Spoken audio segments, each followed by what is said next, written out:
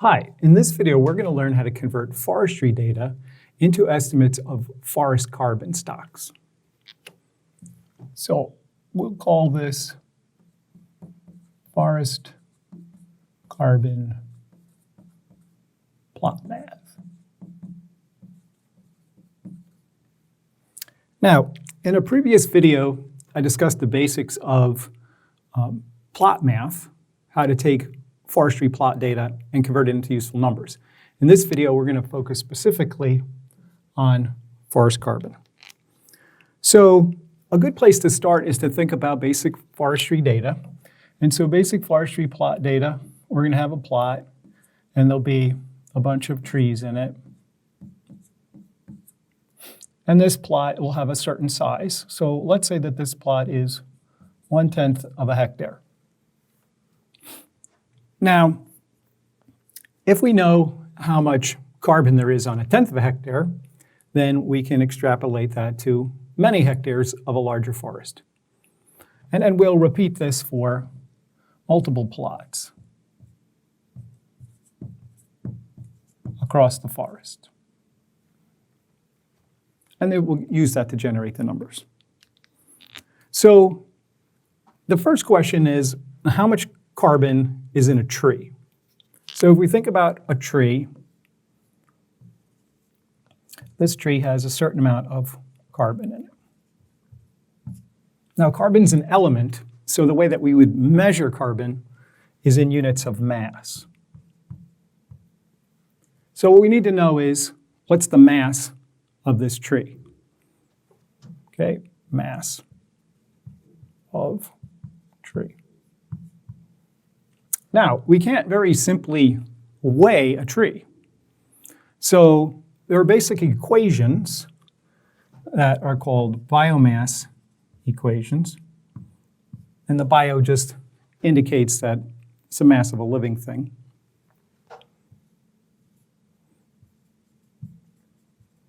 And these equations will take some measurable attribute of the tree and then convert it into a mass value. So the easiest part of a tree for us to measure, and one that's related to the amount of mass of a tree, is what we call stem diameter at breast height.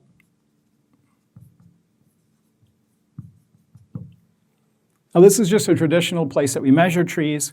We could take something like a tape measure or some calipers. We can hold them at about breast height and measure the tree. So it's a standardized place we measure the tree.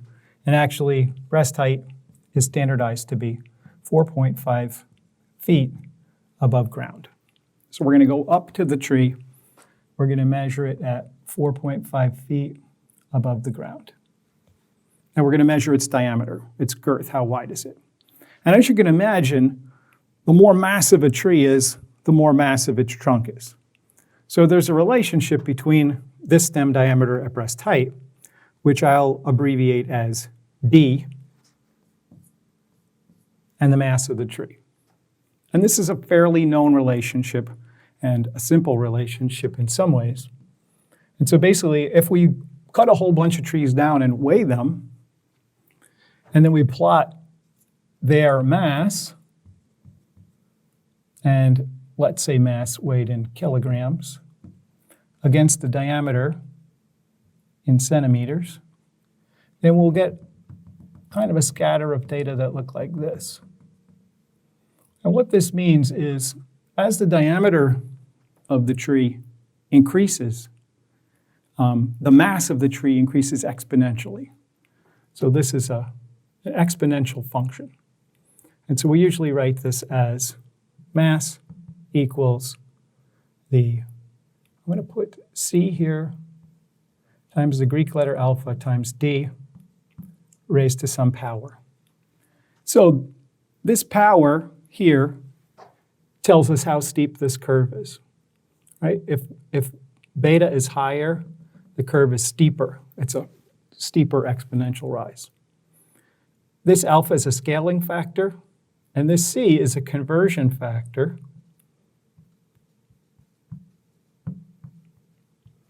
And that converts mass to carbon mass.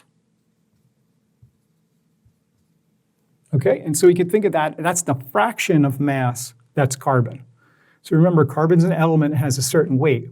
So if we think of all the mass, all the matter in a tree, some fraction of that is carbon.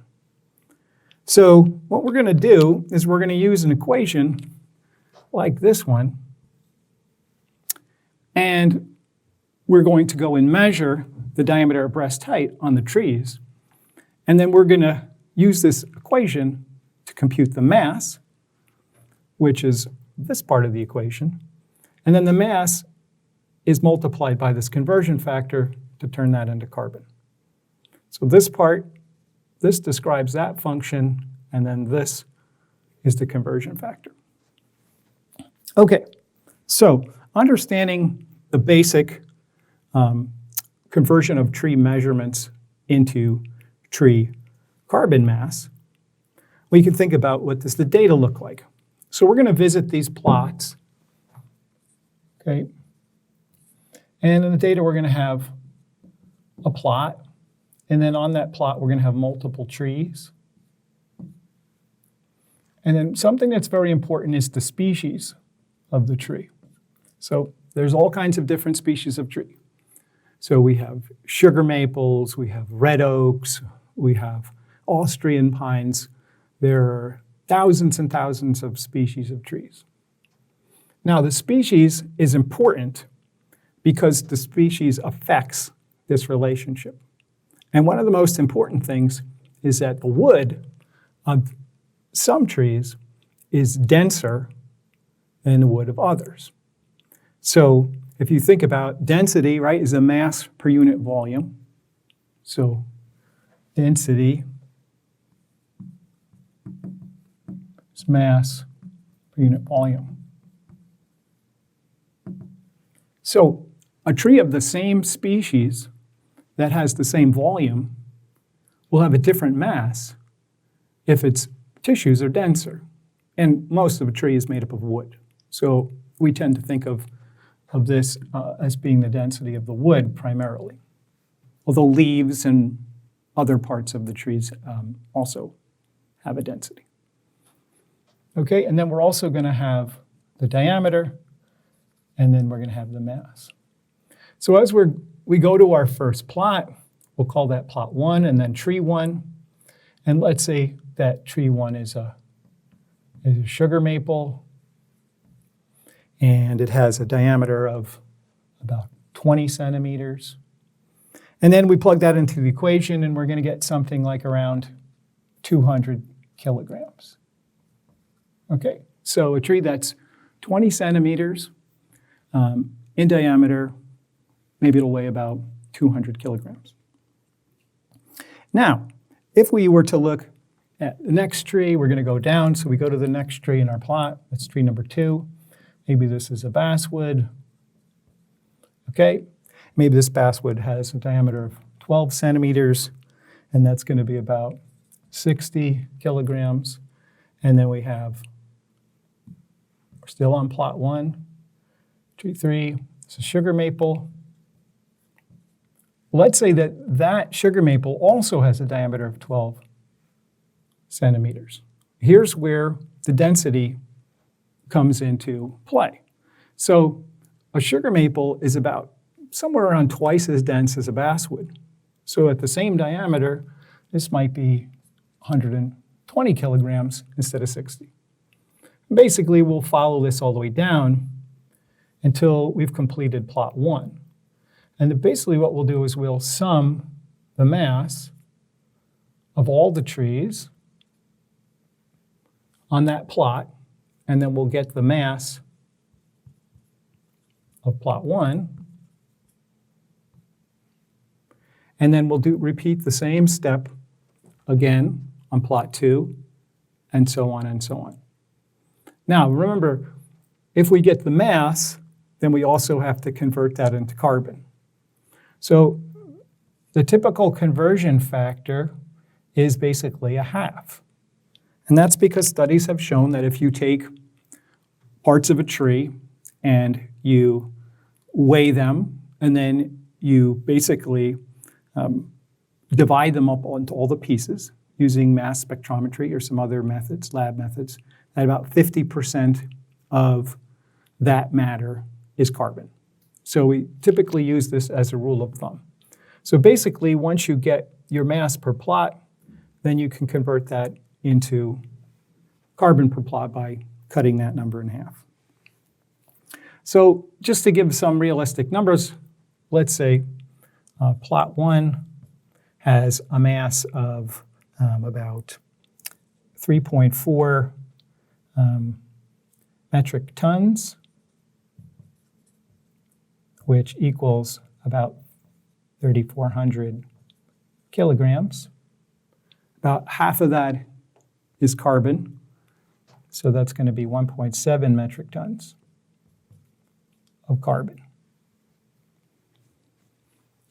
So basically, we've got these plots now, and we've measured trees on them. And based on the size of the trees, we've estimated how much mass is in them. And based on some known numbers, we've estimated how much carbon is in them.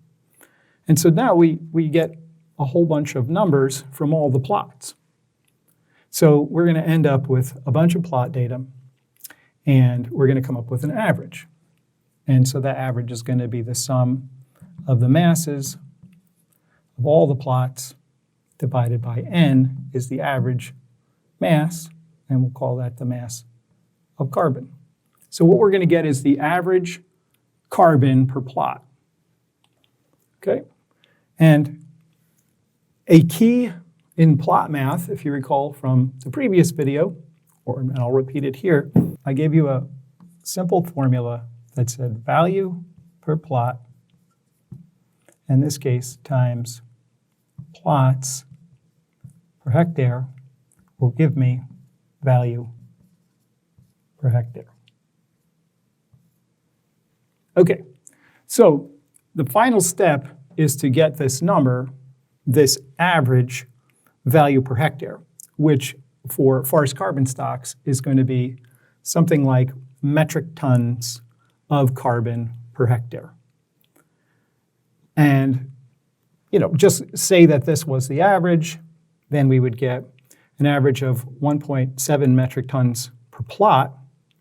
And we had 1/10 of a hectare, so that's 10 plots per hectare. So basically what we found on 1/10 of a hectare, 10 times that is what we would find on a hectare. So it's going to be 17 metric tons of carbon per hectare. Now, in a lot of forest carbon accounting, this is the number that we would stop with. Now, if we wanted to know the total amount of carbon that was absorbed and currently standing in that forest, which we call forest carbon stocks, that number would be this times the number of hectares. So if it was a 100 hectare forest and there were 17 metric tons of carbon per hectare, then that would result in 1,700 metric tons of carbon. So as I was saying, the forest carbon stocks that we estimated from the plots were 17 metric tons of carbon per hectare. So remember, a metric ton is 1,000 kilograms. Now, one of the reasons that we bother to calculate forest carbon, remember, is to understand the relationship between a forest and its exchange with the atmosphere. Right? So we're interested in carbon exchange between the forest and the atmosphere. So remember that in the atmosphere, carbon is a gas. Right? So the carbon in the atmosphere is CO2. Carbon that we measured here is basically tons of carbon.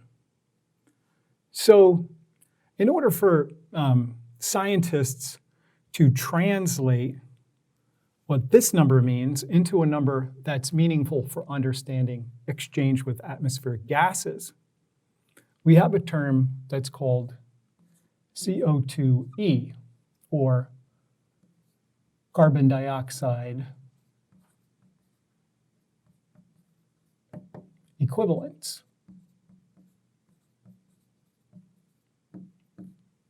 And this is an important number for international treaties, things like that, anything that is trying to relate forest carbon to issues like climate change. So, CO2e, why do we call it equivalence? Well, the carbon inside the tree, right? The tree is absorbing CO2 from the atmosphere. And then through photosynthesis, it's fixing that carbon into things like wood and sugars and other elements. So what we're saying is, what's the equivalent of gaseous carbon dioxide, which is the greenhouse gas, to what's inside the tree? So this requires a little bit of chemistry math. So basically, if we break down, okay, so if we want to think of CO2 equivalence, what does that really mean? We want to be able to relate carbon to carbon dioxide. And to think of that in terms of mass, we need to think of the mass of a carbon dioxide molecule. So we basically have some carbon in a gaseous form that's traveling with two oxygens, and carbon and oxygen, based on the periodic table of elements, have different weights. So carbon has an atomic weight of 12, and oxygen an atomic weight of 16. So that carbon by itself has an atomic weight of 12, but if we add the two oxygens, then we get 32 plus 12 equals 44. So this is an important number for us because that 44 is the weight of carbon dioxide, and we can look at that relative to the weight of carbon. So to compute CO2 equivalence, we're going to get the ratio of CO2 to carbon. And 44 over 12 is basically 3.66 repeating, so 3 2/3. So what does that mean? That means if I want to figure out the CO2 equivalence of this 17 metric tons of carbon per hectare, what does that equate to in terms of carbon dioxide that's been pulled out of the atmosphere? Then I have to multiply the carbon times the ratio of CO2 to carbon, and then I get the CO2 equivalence. Okay, so now that we know the formula, we can plug in the numbers we have right now. So if we have 17 metric tons of carbon per hectare, we're going to multiply that by our 44 over 12 CO2 over C, and that's going to give us about 62.2 metric tons CO2e. So there's a lot more carbon dioxide, if you will, trapped in the forest than there is carbon. And so this part of the carbon math is really important because it takes the numbers that we would use to describe the forest and turns them into numbers that are useful for another application.